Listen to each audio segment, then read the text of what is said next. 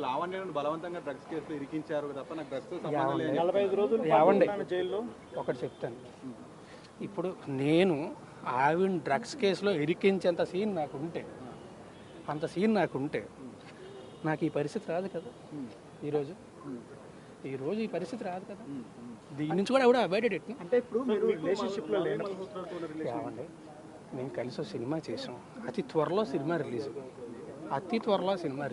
మరి ఆమె ఎందుకు ఈవిడ ఆమెతోనే కాదండి, నాతో పనిచేసిన డైరెక్టర్స్, నా ఫ్రెండ్స్ అందరికీ ఆమె ఫోన్లు చేసిందండి. అందరికీ ఫోన్ చేసి బెదిరించింది.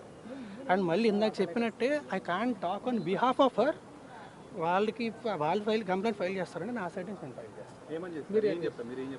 కంప్లైంట్ ఫైల్ చేసిన తర్వాత డీటెయిల్డ్గా మళ్ళీ నేనే ప్రెస్ మీట్ పెట్టి ఏం కంప్లైంట్ ఫైల్ చేశానని చెప్తాను. నేను ఇప్పుడు ఏం చెప్పనండి, కంప్లైంట్ ఫైల్ చేసిన తర్వాత మాట్లాడతాను. సార్ ఇప్పుడు లావణ్య ఎన్నో